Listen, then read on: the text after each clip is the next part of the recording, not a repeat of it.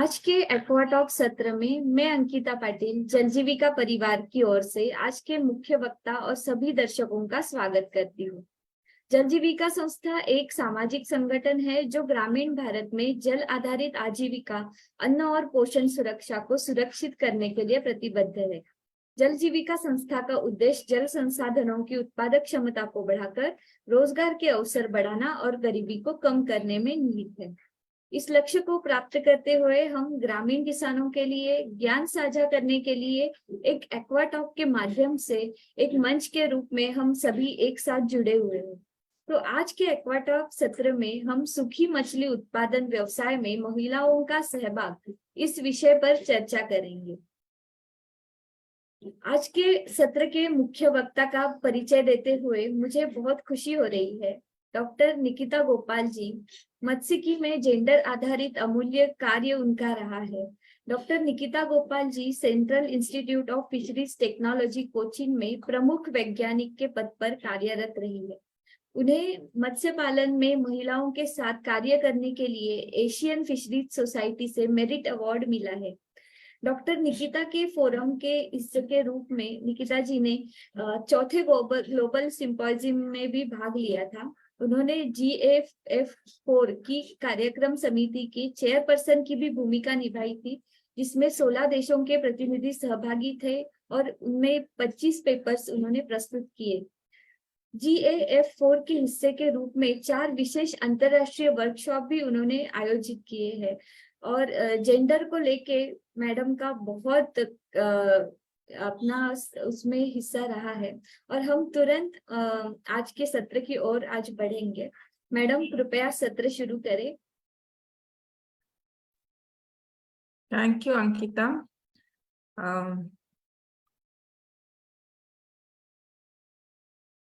Is it okay if I speak in English or should I switch to Hindi? Yes, ma'am. Please, if in Hindi, then farmers can better understand. Fine, fine. So सभी को नमस्कार। बीच बीच में शायद English शब्द आ जाएंगे जब presentation शुरू होगी। नमस्कार मैम। नमस्कार नमस्कार नमस्कार। अंकिता ने जो इंट्रोडक्शन दिया है वो शायद थोड़ा मतलब ज्यादा कलरफुल रहा। I'm very thankful to Jal Jeevika for having me for this series of Aquatalks. I've been always happy to associate with them. मुझे बहुत खुशी होती है जब जल जीविका के साथ मैं एसोसिएट करती हूँ किसी कार्यक्रम में, और जो उनका काम होता है वो मुझे वो जो इम्पैक्ट फील्ड में होता है वो मैं समझती हूँ कि ऐसे और भी ऑर्गेनाइजेशंस को सामने आना चाहिए फिशर कम्युनिटी के बीच में काम करने के लिए। तो आज मैं आज मेरा प्रेजेंटेशन जो है वो सूखे मत्स्य के जो प्रोडक्शन है उसमें जो महिलाओं का जो सहभागिता है उसके बारे में मैं कुछ बात करूंगी। और I think I'll just share my screen.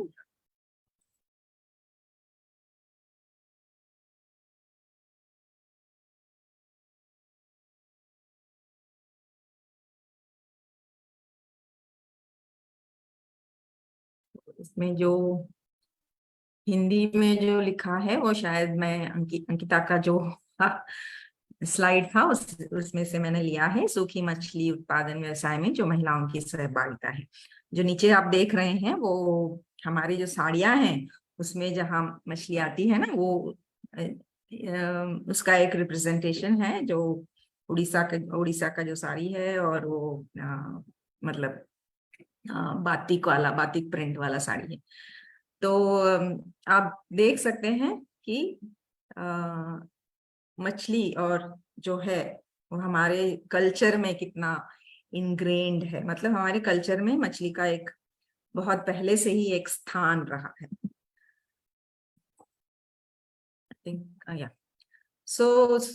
सूखी मछली क्या है? एक जो है हम प्राय सभी चीजें हम सुखाते हैं, है ना। जो हम बहुत सारे वेजिटेबल्स को हम सुखाते हैं, जैसे फ्रूट्स को हम फल है उनको हम सुखाते हैं ना।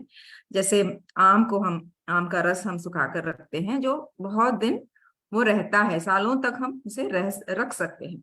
तो बेसिकली जो मछली हम सुखाते हैं वो भी, उसका भी प्रिंसिपल वही है, ये कि उसमें जो जल है, जलांश है, उसको हम बाहर निकालते हैं सुखाकर, ताकि वो मछली हम बहुत दिनों तक हम उसको रख पाते हैं। क्यों रख पाते हैं, उसका कई जो है रीजंस है।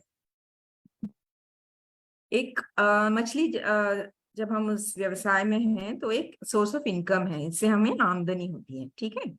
और जब हम ये ड्राई फिश, वो न्यूट्रिशनली हमारे न्यूट्रिशन सिक्योरिटी के लिए, मतलब जब मछली, फ्रेश मछली जो अवेलेबल नहीं होता है, तो हम ड्राइड फिश का उपयोग करते हैं। इसीलिए हम, जैसे हम अचार डालते हैं, तो हम जब सीजन में ज्यादा मिलता है तो हम वो उसका अचार डालते हैं। जैसे आम है या कुछ और वेजिटेबल्स है या फ्रूट्स है, तो हम उसका अचार पिकलिंग जब करते हैं, तो मतलब वो कई दिनों तक, कई महीनों तक या कई सालों तक हम उसका उपयोग कर सकते हैं। वैसे ही ड्राइड फिश का भी हम इसी, उसका एक उपयोग वही है कि हम ज्यादा दिन तक उसको स्टोर कर सकते हैं और उसका उपयोग कर सकते हैं। और ड्राइड फिश जो होता है वो न्यूट्रिशनली डेंस होता है, मतलब उसमें जो पोषण होता है वो, उसकी जो मात्रा होती है वो ज्यादा होती है, डेंस होती है वो, क्योंकि उसमें जो पानी है वो निकल जाता है और उसमें जो रहता है वो प्रोटीन और बाकी अम्ल ही उसमें रह जाते हैं। फिर इसका हमें हमारे जीवन में जो है एक कल्चरल अटैचमेंट भी होता है, मतलब फिशिंग कम्युनिटीज है, और हम जब मछली हम जब खाते हैं तो हम कल्चरली भी जो वो है उसका एक अटैचमेंट होता है।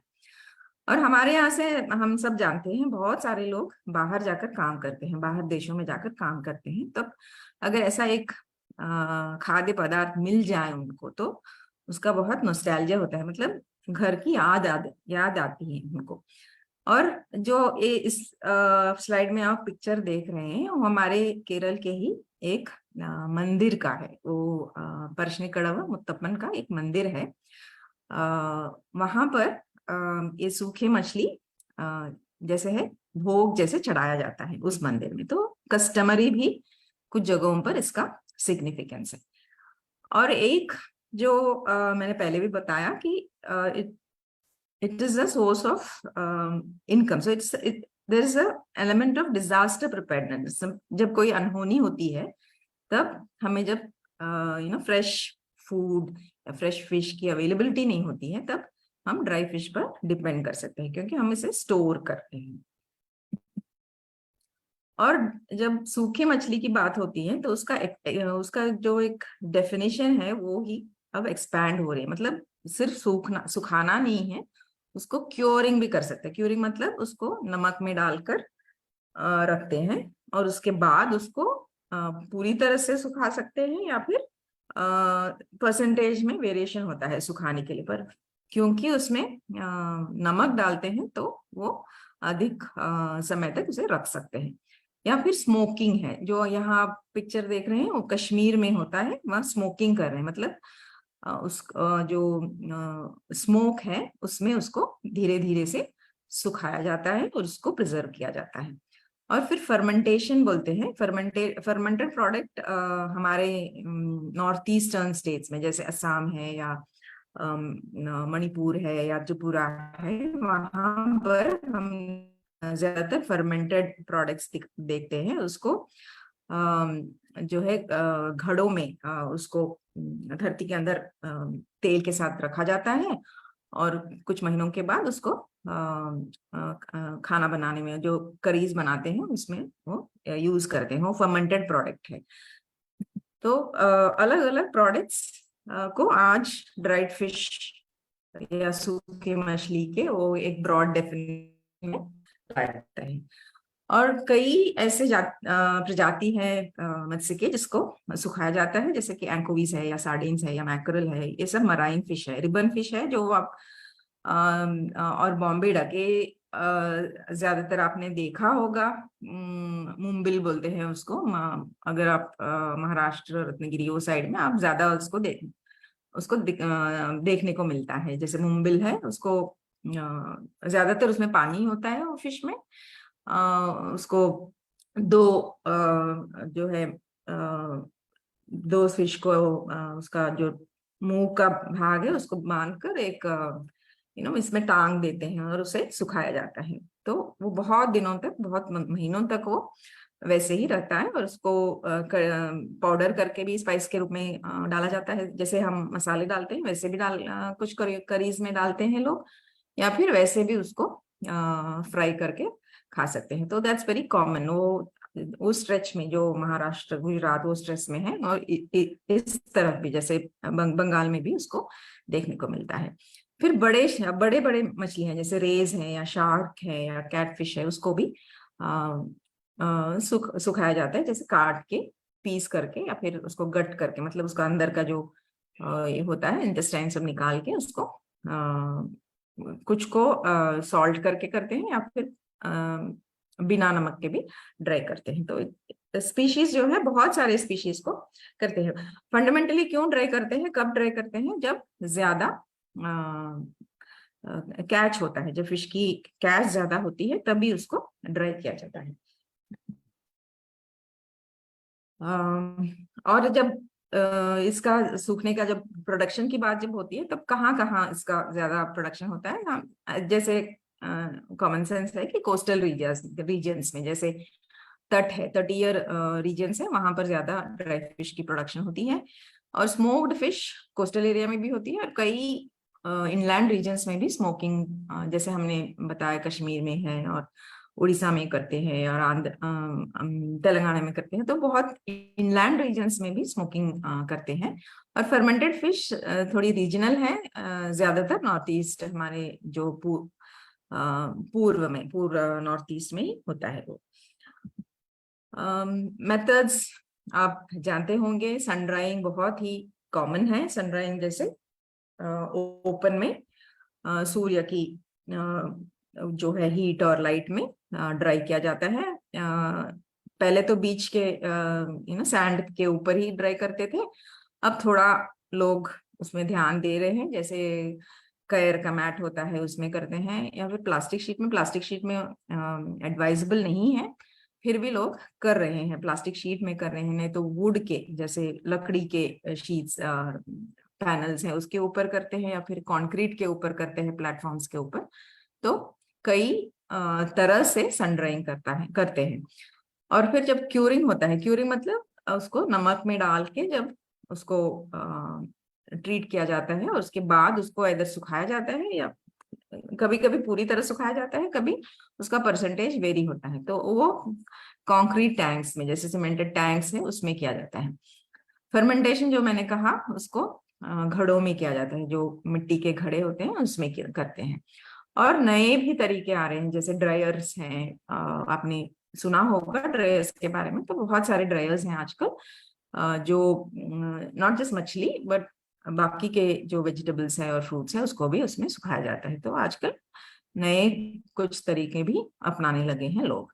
सो ज्यादातर बड़े मछली जो है उसको सॉल्ट क्योर किया जाता है, मतलब नमक में डालकर उसको क्योरिंग करके उसको ड्राई किया जाता है। या फिर छोटे जब मछलियां, जो छोटे झींगे हैं या फिर छोटे एंकोवीज जैसे छोटे मछलियां हैं, उसको वैसे ही ड्राई के होल ड्राई करते हैं, तब मतलब उसका होल ही कंजम्पशन कर सकते हैं हम लोग। और कहाँ कंज्यूम करते हैं, कहाँ इसका डिमांड कहाँ है।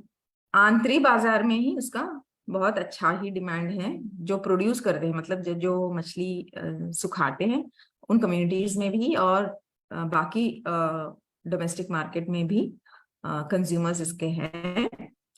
और इसका एक्सपोर्ट भी होता है, मतलब निर्यात भी होता है इसका। मेनली जो हमारे यहाँ से जाकर वहां सेटल हुए हैं उनको टारगेट करके एक्सपोर्ट होता है ज्यादातर। और कब, जैसे मैंने पहले भी कहा, कब करते हैं, जब कब इसका डिमांड ज्यादा होता है, जब फ्रेश फिश की अवेलेबिलिटी कम हो जाती है। मतलब जो ताजी मछली है उसकी अवेलेबिलिटी कुछ कुछ सीजन्स में कम होता है, तभी इसका ड्राइड फिश का एक मार्केट होता है।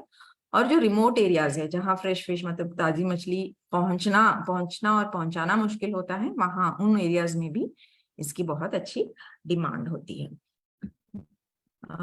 और जब मार्केट हम देखते हैं तो ऑलमोस्ट 20% जो है हमारे टोटल फिश प्रोडक्शन की, और ड्राइंग उसके ड्राई फिश सेगमेंट है।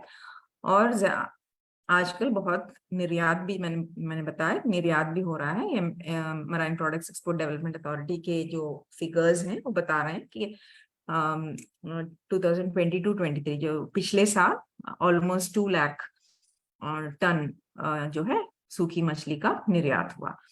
तो प्रति वर्ष हम देख रहे हैं कि ड्राइड फिश की निर्यात बढ़ रही है। तो इसका डेफिनेटली एक मार्केट घरेलू भी है और बाहर भी है। पर एक और जो बात हम इस दौरान हमने देखा कि जो कंज्यूमर है, जो इसके ये मछली खा रहे हैं, उसका प्रेफरेंस जो है वो बदल रहा है। मतलब लाइफस्टाइल की जो चेंजेस आ रही हैं, और मछली को बनाना, मतलब कुक करना, उसकी जो डिफिकल्टीज है, और फिर ऑप्शंस भी है आजकल। मतलब और भी नॉन वेजिटेरियन फूड्स अवेलेबल है, जैसे चिकन है, तो उसकी इजी अवेलेबिलिटी के कारण। और जो हम लोग मछली सुखाते हैं, तो हम देखते हैं कि रोड पे या बीच पे मछली सुखा रहे हैं, तो उसका वो जो परसेप्शन है कि ये शायद सेफ नहीं है, शायद इसमें कुछ ठीक नहीं है। जो परसेप्शन होता है जब लोग देख रहे हैं, तो उसका भी वो परसेप्शन बदल रहा है कि ये शायद इसका थोड़ा हाइजीनिक, इसका जो प्रोडक्शन प्रोसेस है थोड़ा और हाइजीनिक होना चाहिए, हम ये नहीं खाएंगे। तो और आजकल जो है वैल्यू एडेड और कन्वीनियंस प्रोडक्ट्स जो है वो ज्यादा प्रिफर करते हैं। मतलब एक पैकेट अगर खोल लें और डायरेक्टली हमको खाने को मिल जाए, तो उसको ज्यादा लोग प्रिफर कर रहे हैं, ताकि देयर इज इजी, वो जो ईज है, वो कन्वीनियंट है वो प्रोडक्ट। तो these things are changing the preference of the consumer. तो हम जब अगर ड्राइड फिश, अंकिता ने मुझे बताया कि शायद आप में से कोई है जो आगे जाकर ड्राइड फिश का कुछ यूनिट शुरू करेंगे, तो अगर आप ड्राइड फिश का यूनिट शुरू करने जा रहे हैं तो ये सब ध्यान में जरूर रखिएगा। अभी हम मेन इश्यू पे आ रहे हैं कि यहाँ पर कहाँ स्त्रियों का इन्वॉल्वमेंट है। तो हम हिस्टोरिकली हम जब देखें तो शायद बहुत पहले से ही लोग कह रहे हैं कि कहते आए हैं कि जो स्त्रियां हैं वो पोस्ट हार्वेस्ट एक्टिविटीज, हार्वेस्ट मतलब मछली को पकड़ना, और पोस्ट हार्वेस्ट मतलब उसके बाद के जो एक्टिविटीज हैं उसको हम पोस्ट हार्वेस्ट बोलते हैं। तो स्त्रियां ज्यादातर इस पोस्ट हार्वेस्ट एक्टिविटीज में ज्यादातर उनका सहभाग रहा है। जैसे मार्केटिंग है, जैसे हम लोग देखते हैं, हम लोग को पता भी है कि बहुत सारी रिटेलिंग जो है वो स्त्रियां ही करती हैं। और प्रोसेसिंग मतलब सिर्फ ड्राइंग नहीं, बहुत सारे प्रोसेसिंग है, कट करके क्लीन करके देना, या फिर प्रोसेसिंग फैक्ट्रियों में जो काम करते हैं। तो बहुत सारी पोस्ट हार्वेस्ट एक्टिविटीज है जिनमें महिलाएं काम करती हैं। पहले क्या होता था कि जो लैंडिंग साइट्स है, मतलब मछली को जहां पकड़ के ले आते थे, वहां वो फिशिंग विलेजेस के पास ही होता है, करीब ही होता था। तो स्त्रियों के लिए एक्सेसिबिलिटी इजी थी, मतलब उनको जाकर वहां से जो है घर से दिखता था, जब ये बोट आ रहा होगा तो दिखता था उन लोगों को, और जाके पोस्ट हार्वेस्ट एक्टिविटीज में वो काम कर लेती थी। और जब ज्यादा मछली की पकड़ होती थी तो वो जाकर क्लीन करके उसको, बड़ा फिश है तो उसको सॉल्ट करके, मतलब नमक डाल के सुखाती थी, या फिर वैसे ही सुखाना वो काम करती थी। या फिर दूसरे भी प्रोडक्ट्स होते थे, जैसे तेल निकालते थे उसमें से, या फिर स्मोक प्रोडक्ट्स है, या फिर फर्मेंटेड प्रोडक्ट्स है। वैसे जो अलग तरह के प्रोडक्ट्स जो होते थे उसका सारा प्रोसेसिंग महिलाएं करती थी, वहां के फिशिंग कम्युनिटीज के, फिशिंग विलेजेस की महिलाएं करती थी। और ये प्रोडक्ट्स क्या होता था, ये स्टोर होता था घर में। और जब लीन सीजन होता था, जब मछली पकड़ने की जो काम कई सीजन में होता नहीं है, जैसे बहुत बारिश है या फिर कुछ क्लाइमेटिक कंडीशंस ऐसे हैं कि जा नहीं पाते थे, तो तभी घर में भी कंज्यूम करते थे, और फिर इसको बेचा भी जा सकता था। तो इसका ट्विन एक जो है, दो यूजेस होता था इसका। और एक ना एक तरीके से सारे जो घर के लोग होते थे इस होल प्रोसेस में इन्वॉल्व थे, मतलब महिलाएं हो या बच्चे हो, सारे एक फैमिली के सारे लोग इस एक्टिविटी में इन्वॉल्व रहते थे।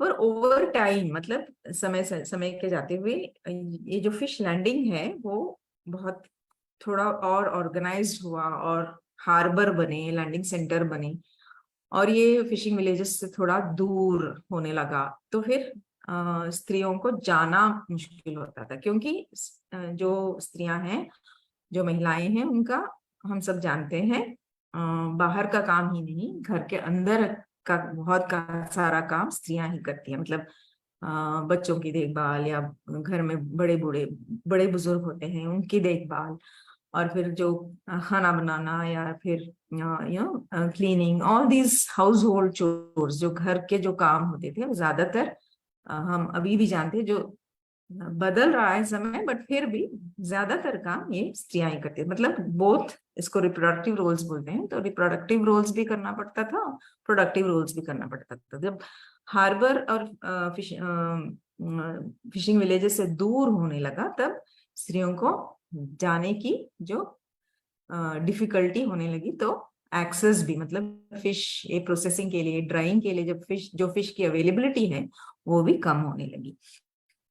और फिर डिमांड में भी, फ्रेश फिश की ही डिमांड में बढ़ोतरी होने लगी, क्योंकि ट्रांसपोर्टेशन में, जैसे दूर दराज के रीजन्स में भी हम ताजी मछली को ले जा सकते थे, क्योंकि आइस की जो उपयोगिता होने लगी, या फिर बड़े ट्रेडर्स आने लगे और दूर दूर के मार्केट्स में ये फ्रेश फिश, ताजी मछली को आइस करके भेजने लगे। तो इसका भी जो असर पड़ा, थोड़ा बहुत ड्राइंग एक्टिविटीज पर पड़ा। और फिर जो ड्राइंग एरियाज होती थी, मतलब जहां पर ड्राइंग एक्टिविटी करते थे, मतलब बीच भी जो है कोस्टल एरियाज में करते थे, या फिर फिशिंग विलेजेस में करते थे, तो वो एरिया भी जब डेवलपमेंट एक्टिविटीज बढ़ने लगती हैं, तो वो एरियाज भी कम होने लगी है। तो वो भी एक डिफिकल्टी आजकल हम लोग फेस कर रहे हैं, मतलब स्त्रियां फेस कर रही हैं। और बहुत सारे महिलाएं जो है वो सेक्टर से ही बाहर चले जाने लगे, दूसरे they have got trained in other things, they have developed capacities and skills in other things, and they have moved out of the sector, मतलब सेक्टर से, फिशरी सेक्टर से ही बाहर जाने लगे हैं। तो ये सब जो है, it is affected women's involvement, जो महिलाओं की जो भागीदारी होती है, उसका इन सब फैक्टर्स का असर पड़ा है। फिर भी आज भी ड्राइंग में ज्यादातर विमेन ही इन्वॉल्व है, एक्चुअल ड्राइंग में विमेन ही ज्यादातर इन्वॉल्व है। हमारे यहाँ से एक ये स्टडी केरल की है, बट आई थिंक ये पैटर्न जो है हम बाहर के बाकी के स्टेट्स में भी देख सकते हैं। और जब हम बाकी के देशों के भी बारे में हम सुनते हैं, तो पैटर्न्स आर सिमिलर, मतलब रीजनल डिफरेंसेस हो सकती हैं, but patterns are generally similar. तो हमारे यहाँ जब हमने एक छोटी सी स्टडी की थी, तो हमने देखा कि 3-4 तरह की जो इन्वॉल्वमेंट है स्त्रियों की, वो ये है। एक तो वो इंडिपेंडेंटली प्रोड्यूस कर रहे हैं, मतलब अपने आप से ताजी मछली लेना और उसको सुखाना और उसको बेचना, ये सब इंडिपेंडेंटली थोड़े जो महिलाएं हैं वो कर रही हैं।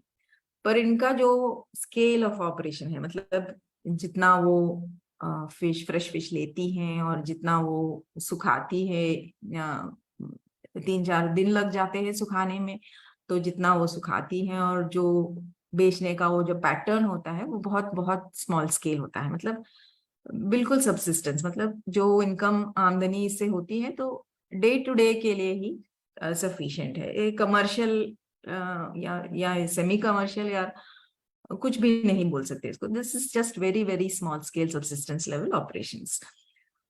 और दूसरी तरह the other type of engagement was जो यूनिट्स है, जो प्रोसेसिंग, जो ड्राइंग यार्ड्स है, जहां पर ड्राइंग होता है, तो ज्यादातर इसकी ओनरशिप जो है they are with men and they hire women labour, मतलब लोकल जो लेबर है, वुमेन लेबर है, उनको हायर करते हैं ये लोग basically for gutting, cleaning and curing. ये ज्यादातर क्योरिंग यूनिट्स हैं।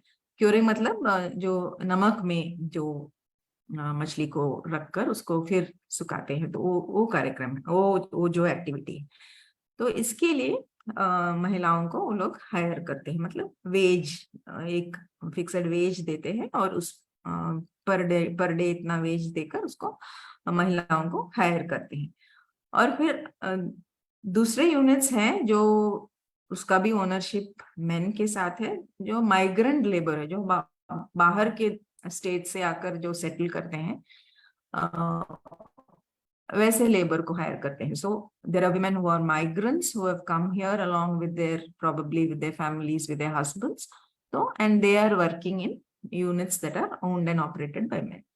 और फिर एक वेरी इंटरेस्टिंग जो एक टाइप ऑफ एंगेजमेंट है, वो ये था कि बड़े सेल्स एजेंट्स हैं, बड़े नहीं, छोटे पैमाने पे जो कर रहे हैं, पर वो एजेंट्स है। तो एजेंट्स जो है ताजी मछली खरीदते हैं और एक पर्टिकुलर एरिया है जहां पर वहाँ ड्राइंग होता है, तो वहां के जो आसपास की जो महिलाएं हैं उनको ये एजेंट्स आकर ये फिश देते हैं और उनसे ड्राई करवाते हैं।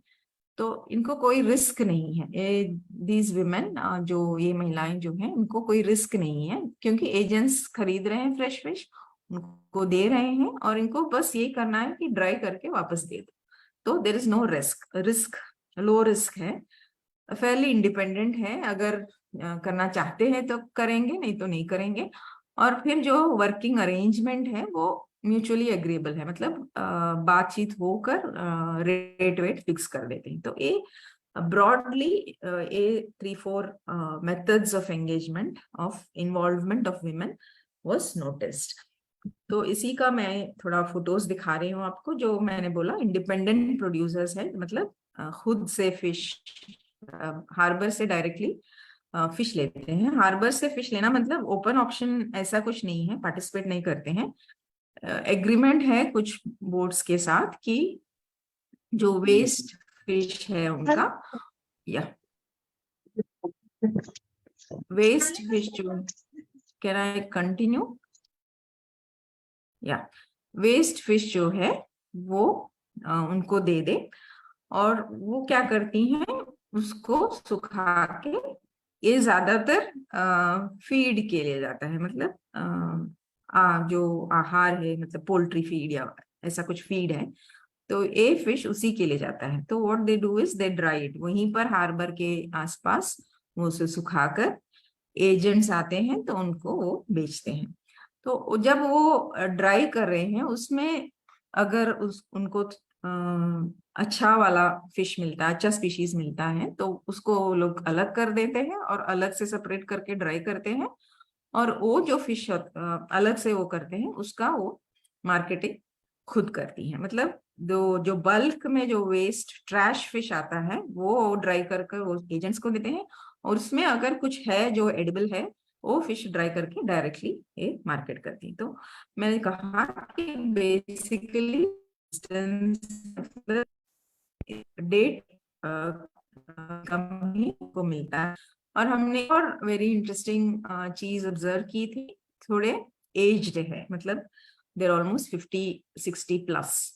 ये बहुत सालों से, बहुत डिकेड से ये करती आ रही है, और उनको कोई और काम करने में इंटरेस्ट नहीं है, और काम आता नहीं है, और एज इतनी हो गई है कि दूसरा काम सीखने और करने की जो है वो अभी उनका इंटरेस्ट भी नहीं है और टाइम भी नहीं। तो जो काम करती आई है वही कर रही है अभी भी, इसीलिए जो स्केल है वो बहुत कम हो गई है। मैंने जो पहले एक बात कही थी कि फिशिंग विलेजेस से बहुत दूर हो गए हैं और हार्बर्स, और जब पहले जो ईज ऑफ एक्सेस होती थी स्त्रियों को, अभी कम हो रही है।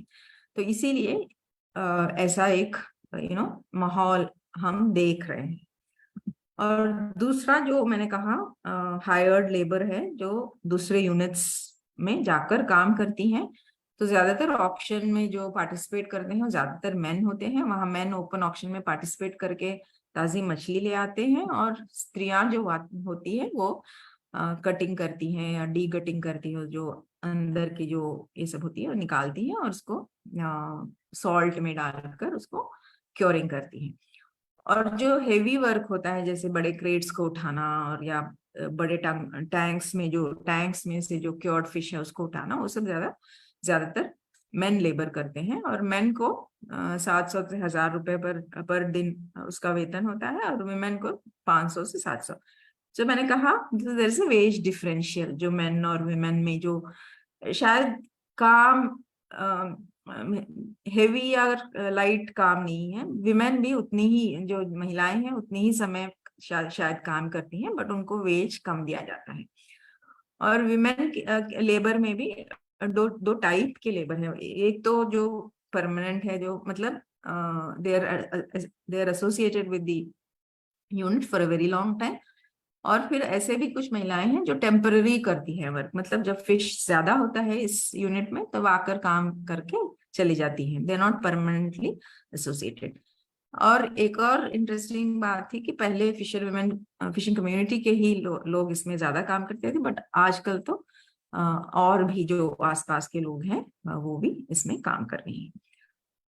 तो ऐसे जो बड़े क्रेट्स होते हैं इसको उठाने के लिए मैन लेबर आते हैं। और जो इसमें देखा हमने, वो एक कोकोनट लीफ से बना हुआ बास्केट है, तो this the man are able to handle easily. और जो मैंने बोला एक और type of labour, migrant labour, जो बाहर के स्टेट से आती है, प्रोबेबली फैमिली ने माइग्रेट किया है, तो एक काम में she is also helping in the work for a wage, एक वेज मिलता है उनको, but she is helping on. और जो मैंने फोर्थ टाइप ऑफ एंगेजमेंट मैंने बोला कि एजेंट्स जो हैं फ्रेश फिश लेते हैं और they outsource the drying work to these women who are staying in the nearby areas। तो इनका बस यही काम होता है कि जो एजेंट्स लेकर आते हैं उसको सुखाना है, और उसको जो है पैक करके देना है। पैकिंग और सारे कामों में एजेंट्स भी हेल्प करते हैं। और एक बास्केट के लिए उनको एक फिक्स्ड प्राइस मिलता है, मतलब एक बास्केट फिश के लिए एक इतना price, so it is fixed. वो म्यूचुअली एग्रीएबल एक रेट है, और दोनों बात करके रेट फिक्स कर देते हैं, तो इनका रिस्क कुछ नहीं है, बस लेबर ही देना है और फिक्स्ड रेट है। तो this is the fourth type of engagement. So पूरा वो ड्राई कर सुखा कर दे देती हैं लास्ट में। तो हमने देखा कि बहुत पहले से ही विमेन जो है इन्वॉल्व है सॉर्टिंग में, मतलब फिश का जो स्पीशीज, अलग अलग स्पीशीज है उसको अलग अलग करना, उसको क्लीन करना, उसको सॉल्ट में डालना, मतलब उसको ड्राई करना, स्टोर करना, ये सब सारे काम जो है उसमें महिलाएं बहुत एक्टिव हैं। और जो मेन है वो ट्रांसपोर्टेशन, लोडिंग अनलोडिंग, ज्यादातर ट्रेडिंग वो सब मेन करते हैं। तो विमेन का जो है वेज लेबर है, मतलब एक प्राइस के लिए, एक वेज के लिए वो लोग काम करते हैं, मतलब एक दिन इतना काम करो तो इतना आपको वेज मिलेगा। और एक और टाइप ऑफ लेबर है जो अनपेड फैमिली लेबर है, मतलब अगर एक फैमिली को एक ड्राइंग यूनिट है तो उसमें जो महिलाएं काम करती हैं वो फ्री में ही होता है, मतलब उनको वेज नहीं मिलता है, तो it's called unpaid family labour. तो जैसे उनके घर का है तो वो भी काम कर लेती हैं। तो ज्यादातर ओनर जो है और मेन है, और मेन में भी हम लोग वेज लेबर, हमने देखा कि क्योरिंग यार्ड्स में मेन भी काम करते हैं। तो विमेन का स्केल जो होता है, हमने देखा कि पहला जो एग्जाम्पल था वो बहुत ही स्मॉल स्केल है, माइनर स्केल है। हमने शायद हमारे एक्सपीरियंस में बहुत बड़ा अगर देखा है तो वो सारे के सारे ही मेन है। और वेज में भी डिफरेंस है, सिमिलर वर्किंग आवर्स हैं फिर भी वेज में डिफरेंस है।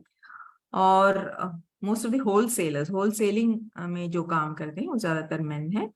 और विमेन जो है रिटेलिंग में बहुत सारे हमने देखा कि विमेन कर रही हैं, बट वो भी कम हो रहे, numbers are reducing over the years. So dried fish production in general में, जब हम सूखी मछली की जो प्रोडक्शन है उसमें अगर देखा जाए तो बहुत सारे ऐसे फैक्टर्स हैं जो रिस्क फैक्टर्स बढ़ गए हैं, मतलब availability of fish for drawing. जैसे सीखी ताजी मछली की जब डिमांड, वो तो है ही डिमांड, तो अगर ये वेदर की जो कंडीशंस है, क्लाइमेटिक कंडीशंस है, हम सब अब क्लाइमेट चेंज के बारे में बात कर रहे हैं, तो फ्रेश फिश की अवेलेबिलिटी ही थोड़ी कम हो रही है, मतलब उसमें फ्लक्चुएशन ज्यादा हो रहे हैं। तब अगर फ्रेश फिश की डिमांड है तो ड्राई फिश के available fish for drawing will be less available. और मैंने बोला climate risk is very real. तो अनसीजनल रेन्स है, मतलब बारिश जो हो रही है तो अनसीजनली हो रही है। मतलब पहले जब हम बारिश की सीजन हम बोलते थे कि जून में बारिश होती है, जुलाई में नहीं, पर हम देख रहे हैं कि अभी सितंबर है, हमें हमें केरल में अभी भी बारिश हो रही है, हमें जून में कम बारिश मिली। तो जो सीजनैलिटी है, अनसीजनल रेन्स हो रहे हैं, तो फ्लैश फ्लड्स हो रहे हैं, तो ये सब ड्राइंग को इफेक्ट करते हैं। मतलब ड्राइंग के लिए we need a particular time when it doesn't rain और there is enough sunlight. So एक क्लाइमेट रिस्क जो है वो भी ड्राइंग को इफेक्ट करती है। और जो ट्रेडिशनल अरेंजमेंट्स होते थे, जैसे कम्युनिटी बेस्ड थोड़े प्रैक्टिसेस होते थे, कोस्टल लैंड अवेलेबल होता था, तो आजकल एनक्रोचमेंट्स भी हो रहे हैं, मतलब जो अलग अलग एक्टिविटीज के लिए लोगों को वही पीस ऑफ लैंड की जरूरत हो रही है, तो ये भी शायद ड्राइंग को इफेक्ट करेगी। फिर एक जो बहुत कंज्यूमर के एंगल से जो एक एस्पेक्ट है, वो हाइजीन और सेफ्टी की है। मतलब हम कैसे ड्राई कर रहे हैं इसको, कितना सेफ हमारा प्रोडक्ट है एंड में। तो ये बहुत बहुत इंपॉर्टेंट है कंज्यूमर के लिए, क्योंकि वो खाने की जो एक चीज है तो सेफ होना चाहिए, उसको में उसमें कोई कंटामिनेशन नहीं होना चाहिए, कंटामिनेंट्स नहीं एंगल से वही हम देखते हैं। फिर हमने अनफोर्सीन शॉक्स, मतलब जो शॉक्स हम जानते भी नहीं थे कि हो सकता है, वो भी हो रहा है। जैसे कोविड हुआ था almost 2021, हम लोग it was all stuck, we had lockdowns and we didn't have activities happening, and these shocks are unforeseen, हमको प्रेडिक्ट नहीं कर सकते हैं जैसे शॉक्स। सो पता नहीं अगर ऐसे शॉक्स आए तो क्या कर सकते हैं। तो all these are going to impact dried fish production also. तो एंड में मैं यही कहूंगी कि आपने देखा विमेन आर इन्वॉल्व। ये मैंने केरल का ही एक केस दिया है, but if you take the case of say Maharashtra और वेस्ट बंगाल और उड़ीसा और आंध्रा और गुजरात, जहाँ ज्यादातर मुंबिल जो ड्राइंग करते हैं, वो सारा का सारा काम जो है वहाँ की महिलाएं करती हैं। तो मुंबिल की ड्राइंग हो या वहाँ सारी drying in fact are done by women. Gujarat में किलोमीटर्स एंड किलोमीटर्स हम देख सकते हैं कि मुंबिल की जो ड्राइंग हो रही है, तो उनका जो रोल है बहुत ही इम्पोर्टेंट है। बट मैंने कहा कि बहुत सारे चेंजेस हो रही हैं जिसका इम्पैक्ट हो सकता है। और जो टेक्निक्स यूज कर रहे हैं वो अभी भी बहुत ही प्रिमिटिव है, मतलब ओल्ड है, और उसकी जो इम्प्रूवमेंट ट्रेडिशनल है उसको इम्प्रूव अगर कर सकते हैं तो हम जो ये ड्राई फिश प्रोडक्ट की जो वैल्यू है, जो कंज्यूमर के एंगल में से जो वैल्यू होती है, मतलब प्राइस की वैल्यू नहीं, जो कंज्यूमर जो हम एक अच्छी पैक अगर एक प्रोडक्ट देखते हैं तो हम उसको एक वैल्यू देते हैं, हमारे परसेप्शन में एक वैल्यू होता है, तो वो वैल्यू को इम्प्रूव करने के लिए हम क्या कर सकते हैं, वो करना चाहिए हमें।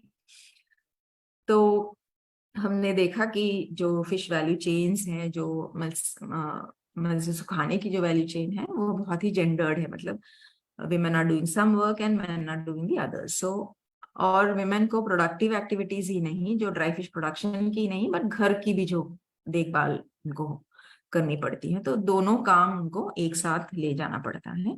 और उनका जो इन्वॉल्वमेंट है वो बहुत ट्रांसफॉर्मिंग, उसके चेंजेस हो रहे हैं। और जैसे हम पहले भी कह रहे हैं कि उनका जो काम है उसका जो वैल्यू जो देना चाहिए वो मिल नहीं रहा है। धीरे धीरे उसमें थोड़ा चेंज हो रहा है, बट फिर भी आज भी जो हम स्त्रियां जो काम फिशरीज में करती हैं उसको उतना वैल्यू हम दे नहीं रहे हैं जितना देना चाहिए। और इसका सोल्यूशन क्या है, हम इसे दो तीन एंगल से हम देख सकते हैं। एक तो टेक्नोलॉजी में थोड़ी एक सोल्यूशन चाहिए, मतलब जैसे आज कैसे ड्राइव कर रहे हैं उसको कैसे हम थोड़ा और अच्छा कर सकते हैं। तो उसको टेक्नोलॉजी, मतलब technology need not be very high end technology. Technology जब हम बात करते हैं तो बड़ी बड़ी इंजीनियरिंग की बात नहीं कर रहे हैं, और छोटे छोटे जो इम्प्रूवमेंट्स कर सकते हैं, जहाँ हाइजीनिकली हम इसको प्रोड्यूस कर सकते हैं, वो करना चाहिए। फिर हमें पॉलिसी लेवल में जो चेंजेस करनी है वो भी हमें करना चाहिए। मतलब हम देख रहे हैं कि स्त्रियों की जो इन्वॉल्वमेंट है वो कम हो रही है इन चीजों से। सो उन चीजों को हम कैसे एड्रेस कर सकते हैं पॉलिसी के जरिए, वो हमें देखना चाहिए। और फिर स्त्रियों की कैपेसिटीज जो है वो बढ़ानी चाहिए। How to use the technology, how to make use of other policy instruments. मतलब there are credit instruments है where you can get money for your business, or you can get trained for producing। कैसे हम hygienically dry fish produce कर सकते हैं, उसकी जो training है, तो ये सब हम दे सकते हैं। और जो टेक्नोलॉजी है वो लो कॉस्ट होनी चाहिए for people involved to be able to use that technology. और tenure and access to common property resources, ये बहुत ही इंपॉर्टेंट है, क्योंकि हम फिशिंग विलेजेस में ज्यादातर ड्राइंग होती है। तो जो areas for drawing year mark पहले होता था वो आज नहीं है। तो वो सब हम कैसे वापस ला सकते हैं। अगर वापस नहीं ला सकते हैं तो उसका ऑल्टरनेटिव क्या है, हम उसको क्या ऑल्टरनेटिव्स दे सकते हैं जहां पर उनका एक्टिविटी वो लोग कर सकते हैं। और फिर जो है बहुत इंपॉर्टेंट है मार्केटिंग और उसका स्ट्रेटेजी। मार्केट, हम कैसे मार्केट को टैप कर सकते हैं, और उसके लिए क्या स्ट्रेटेजीज करनी चाहिए। मतलब पैकेजिंग चाहिए या फिर ब्रांडिंग चाहिए, लेबलिंग चाहिए, वो सब हम कैसे दे सकते हैं।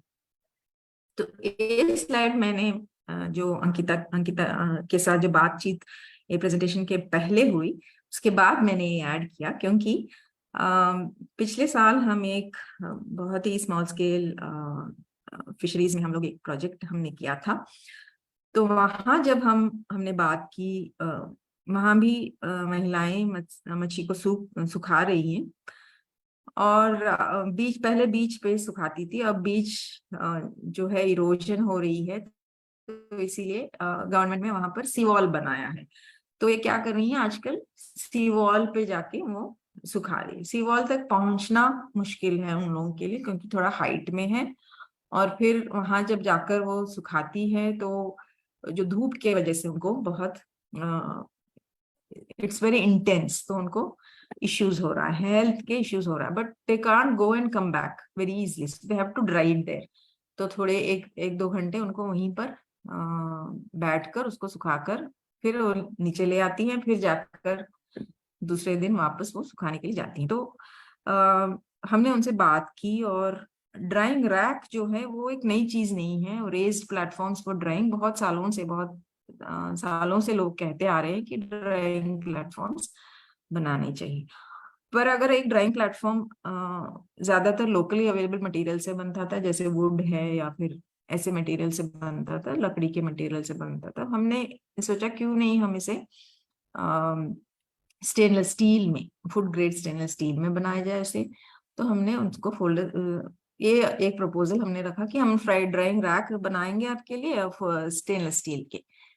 तो उन लोगों ने हमें वापस ये बताया कि हम यहाँ ये रखेंगे कहाँ, क्योंकि हमारे यहाँ जगह नहीं है, हम इतनी डेंसली पॉपुलेटेड है कोस्टल एरियाज की, हमें ये रखने के लिए जगह हमें है नहीं।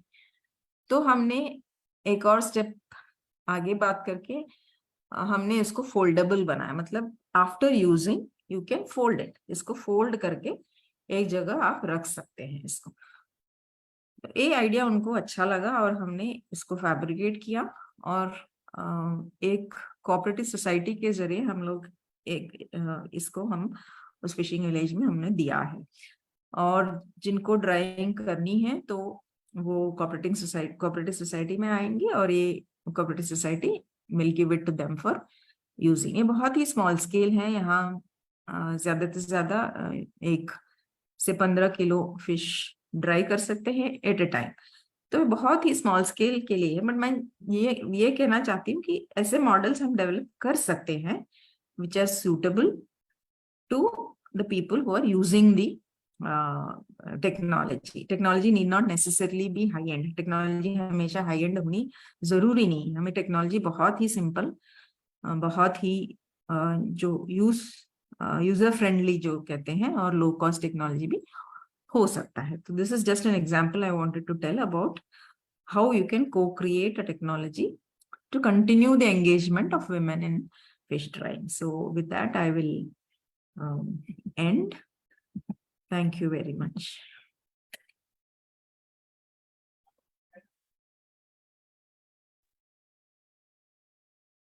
Thank you so much ma'am. Yeah. बहुत ही जानकारीपूर्ण सेशन रहा है ये। तो किसी को भी कुछ सवाल है तो पूछ सकते हैं मैडम जी को।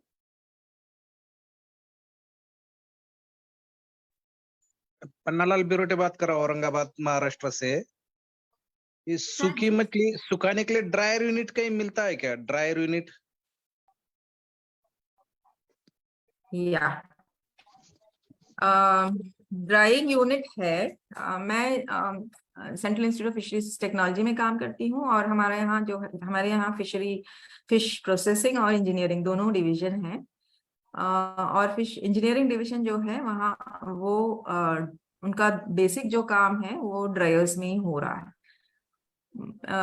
पर इसमें एक चीज जो ध्यान में रखनी चाहिए कि आप किस स्पीशीज को ड्राई करना चाहते हैं वो पहले आप देखना चाहिए, और आप कितना क्वांटिटी ड्राई करना चाहते हैं, और किस टाइप की ड्रायर आपको जरूरी है। क्योंकि ड्रायर्स में अलग किस्म के ड्रायर्स है, मतलब सोलर ड्रायर है, या फिर बैकअप वाली ड्रायर्स, हाइब्रिड ड्रायर्स है, मतलब इलेक्ट्रिसिटी से भी चलती है, या फिर फायरवुड से चलने वाली ड्रायर्स हैं, या फिर दूसरे तरह के, मतलब अलग अलग एनर्जी यूज करके ड्राइंग करने वाले ड्रायर्स हैं। तो आपको ये ध्यान में रखना चाहिए कि आप किस पर्पस के लिए ड्राई कर रहे हैं, और what are the species you are going to dry, and how you want to dry it.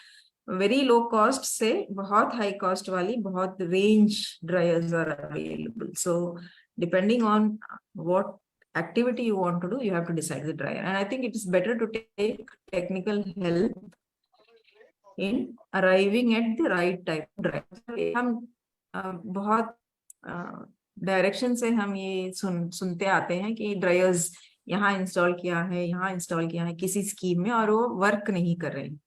पर एक आध जो ड्रायर है जो वर्क कर रहे हैं, ये क्यों वर्क कर रहे हैं वो देखना चाहिए, क्योंकि इट इज सुटेबल वो एरिया के लिए, वो लोकेशन के लिए, वो स्पीशीज के लिए वो सुटेबल है, इसीलिए वो वर्क कर रही है। शायद जो वर्क नहीं कर रही है, it's not suitable for that location और for that species. But commonly जब ड्रायर्स लेते हैं लोग, तो same dryer is installed everywhere. So ऐसा नहीं होना चाहिए। किस पर्पस के लिए आप ड्राई कर रहे हैं, कौन सी स्पीशीज आप ड्राई कर रहे हैं, और what type of drawing you want, उस पर आधारित होता है कि क्या टाइप ऑफ ड्रायर आपको सुटेबल है। तो ड्रायर्स एक टेक्निकल हेल्प लेना अच्छा होगा before buying a dryer. Dryers available है, मार्केट में भी अवेलेबल है, और हमारे जो है एम्पैनल्ड एजेंसीज हैं जो हमारे डिजाइन पर ड्रायर बना के देते हैं। तो but before buying a dryer खरीदने से पहले टेक्निकली आप इसको एसेस कीजिए कि कौन सा टाइप ऑफ ड्रायर सूटेबल है। So dryers are available. Several designs are available. धन्यवाद मैम, धन्यवाद पन्नालाल जी। समीर जी कह रहे हैं nicely explain ma'am. Thank you. नमस्कार मैडम। हाँ गणेश जी बोलिए। हेलो, आवाज आ रहा है मैडम? हाँ जी हाँ। जी। मैडम मेरा एक क्वेश्चन था कि हम ड्राई फिश को अगर प्रिजर्व करते हैं तो इसका कुछ कालावधि रहता है क्या? जैसे एक्सपायर वगैरह होने का, कि ये इसमें इतने दिनों में उसको निकालना चाहिए सेल के लिए? यस, कालावधि जैसे हर चीज की है उसकी भी होती है। बेसिकली ड्राई फिश में हम क्या करते हैं कि उसका मॉइस्चर लेवल, उसका जो पानी होता है उसको कम करते हैं। तो उसका एक परसेंटेज है कि 10% 20% उतना ही होना चाहिए, ताकि कुछ महीने हम रख सकते हैं। टेक्निकली स्पीकिंग इट डिफर्स, एक एक स्पीशीज को डिफर करता है कितनी कालावधि है। डिपेंड्स ऑन, छोटे मछली जो अगर ज्यादा सूख जाते हैं तो उसको रख सकते हैं, थोड़े थोड़े महीने हम रख सकते हैं उसे। बड़ी मछली जब क्योर मतलब नमक में डाल के क्योरिंग करके जब ड्राइंग करते हैं तो उसका अलग है उसका टाइम। तो स्पीशीज स्पेसिफिक है, एक एक मछली के लिए वो अलग अलग होती है। पर बेसिकली ड्राइंग का जो प्रिंसिपल है वो है कि उसको थोड़े महीने हम उसको स्टोर कर सकें, ताकि फिर उसको मार्केट कर सके। So basic principle is that you are increasing the shelf life, जो बोलते हैं उसका मतलब शेल्फ पे जितना उसको रख सकते हैं। सो शेल्फ लाइफ इंक्रीज करने के लिए हम ये सब करते हैं। तो drying there is a time, so you can't keep it for ever, just like any other food product. तो मैडम इसका कुछ एसओपी है क्या? जैसे डिफरेंट डिफरेंट आपने बोला है कि डिफरेंट डिफरेंट फिशेस जो है इसका जो होता है समय, तो उसका कुछ एसओपी वगैरह है क्या कुछ, कि ये फिश जो है इस कालावधि में इतना इसको सेल किया जा सकता है? उसका है। सो सीएफटी में जो फिश प्रोसेसिंग डिवीजन है उसमें वो डिवीजन उसका काम, उस पर काम करती है। तो है, और स्टैंडर्ड्स भी है कि ड्राई फिश में कितना मॉइस्चर होना चाहिए, वो सब उसका स्टैंडर्ड भी है। तो है, उसका है। ओके। और मैडम दूसरा एक क्वेश्चन था मेरा कि इसका डिमांड कहाँ पे है और इसको एक्सपोर्ट कहाँ कहाँ वो होता है ये, अगर इसको हम बिजनेस केस में रूप में देखेंगे? एक्सपोर्ट बेसिकली मिडिल ईस्ट में ज्यादा होता है। पहले जो जाता था वो श्रीलंका को जाता था, श्रीलंका मालदीव्स ऐसे जाता था। मतलब आजकल जो जा रहा है it is going to the Indian diaspora, जहां जहां जहां कहाँ भारतीय सेटल्ड है बाहर देशों में, वहां पर ज्यादा जा रहे हैं। And it is mostly to Middle East actually. तो है market, but when you are exporting उसका जो रिक्वायरमेंट्स है वो थोड़ा ज्यादा स्ट्रिंजेंट होता है, तो that you have to take care. But export market है, और ज्यादातर डायस्पोरा, इंडियन डायस्पोरा के लिए जाता है ये। तो it goes to Middle East. There is some market was there early. That is the traditional market was there in Sri Lanka. It used to go to Sri Lanka and Maldives and those places. But now it is expanding to wherever Indians are settled. Madam नमस्कार, मैं समीर परवेज बोल रहा हूँ जल जीविका से, पुणे से। ये marketing से रिलेटेड मेरे कुछ 2-3 डाउट्स मेरे माइंड में भी आ रहे थे। जैसा आपने कभी कहा कि वो एक्सपोर्ट होता है मिडिल ईस्ट में, तो जैसे हमारे बाकी जो ऑर्गेनाइजेशंस हैं जैसे एम्पेडा वगैरह है, जो पीसीआर टेस्ट वगैरह करता है टाइगर प्रॉन वगैरह पे लाइव, तो ऐसे में कोई सर्टिफिकेशन देने का कोई अथॉरिटी, सर्टिफाइड करने का कोई अथॉरिटी है क्या उसमें, जो basic residue? Am I audible to you? Yes, you are. My question is that when we are exporting to other, especially Gulf countries, and Gulf countries have two issues. One is halal issue, which comes, I mean, Muslim countries basically. But of course in fish it is not, वो उसमें लागू नहीं है, वो बाकी किसमें गोट meet वगैरह है। मेरा क्वेश्चन है कि जैसे हम एम्पेडा में सर्टिफाई करते हैं उसको, और अगर शिपमेंट हो रहा है तो शिपमेंट में कंसाइनमेंट अनलोडिंग के टाइम में उसकी कुछ टेस्टिंग होती है, तो वैसा कोई टेस्टिंग इसमें ड्राइड फिश में वहां पे कोई अथॉरिटी, क्योंकि मुझे जानकारी नहीं है, तो उसमें वहां पे जो है मिडिल ईस्ट में वो लैंडिंग, वहां की अथॉरिटी, यहाँ की नहीं मैडम, वहां की भी उसको कोई टेस्ट करती है, सर्टिफिकेट चाहिए रहता है? मिडिल ईस्ट की अथॉरिटी आप ये पूछ रहे हैं ना कि वहां पर कौन? वहां पर चेक करती है कि जैसे यहाँ से एक्सपोर्ट हो रहा है, वहां से इंपोर्ट हो रहा है, एक्सपोर्ट इंपोर्ट का जो पूरा चेन है, तो इसमें कहाँ का सर्टिफिकेशन लगता है, इंडिया का और वहां का भी, कैसा? Just I want to make clear. I am not sure about the importing country certification, I am not sure. यहाँ से जो कुछ जाता है उसको सर्टिफाइड चाहिए, you know, for exporting you have to be certified.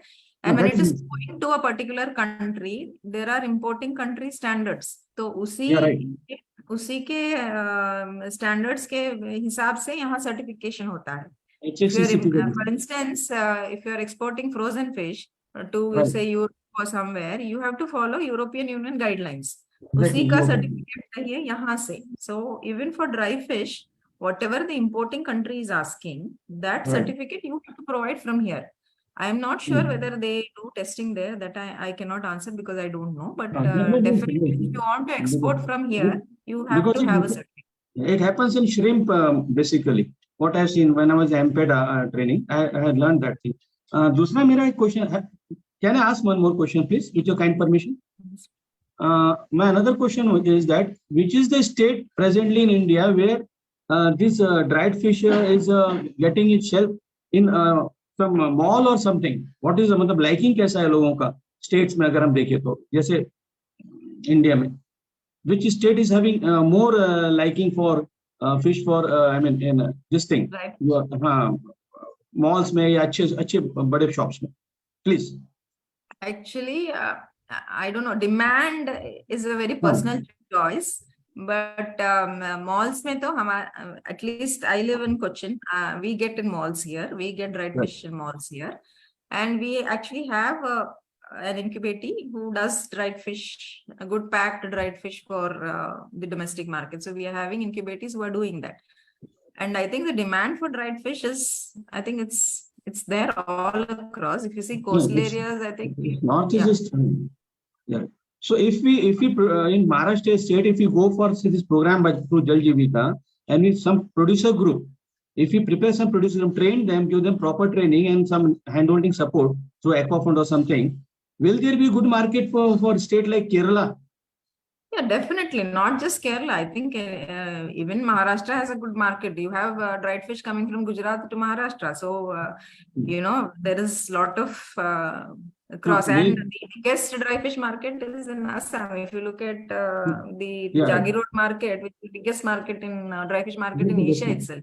Yeah, I right. think there is That's lot very good. of demand is spread across. So if you have a good product, I think that is what is lacking in dry fish is that premium is not there, that it is still a very low cost. It is considered a poor man's food. Yeah. If you can increase the value of it, the perception of it, and pack it well, produce it well, first of all, hygienically, then pack, brand, label, I think there is definitely a market. Yes.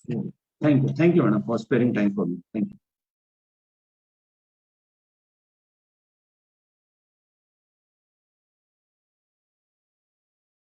Thank you ma'am.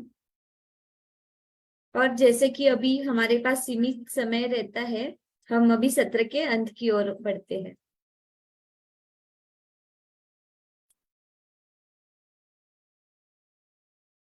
तो doctor Nikita Gopal जी को मैं अपना बहुमूल्य ज्ञान साझा करने और हमें अपना बहुमूल्य समय फिर से देने के लिए बहुत बहुत धन्यवाद देती हूँ। मैडम अपनी बिजी शेड्यूल में हर बार हमें इसी तरह ज्ञान देती आई है, और आज के सत्र में शामिल होने के लिए सभी दर्शकों को भी धन्यवाद, और जल जीविका टीम के सभी सहभागियों को भी धन्यवाद देना चाहती हूँ। तो जाने से पहले सभी एक बार अपने कैमरे ऑन करें, और मेरे टीम में से कोई अगर फोटो ले, सभी अपने कैमरे ऑन करें। एक्वाकल्चर के बारे में अधिक जानने के लिए हमें फेसबुक, लिंक्डइन और इंस्टाग्राम पर जाके लाइक करें। इसके अलावा हमारे यूट्यूब चैनल में एक्वाकल्चर के बारे में बहुत सारी मुफ्त सामग्री के वीडियो है, उन्हें देखें और ऐसे ही हमारे साथ जुड़े रहे। ये वीडियो जो है वो भी आपको उपलब्ध किया जाएगा जल्द ही एक्वाटॉक का यूट्यूब पर। तो और हम और एक एक्वाटॉक के साथ ऐसे ही दिलचस्प विषय के साथ वापस आएंगे। धन्यवाद। धन्यवाद मैम। टीम फोटो ले चुके हैं? Thank you, ma'am. Thank you, Ankita and Jal Jeevika, for having me again. Thank you, madam. And hope to continue the association. All the Thank best to all of you. God bless. Thank you, ma'am. Thank you, ma'am.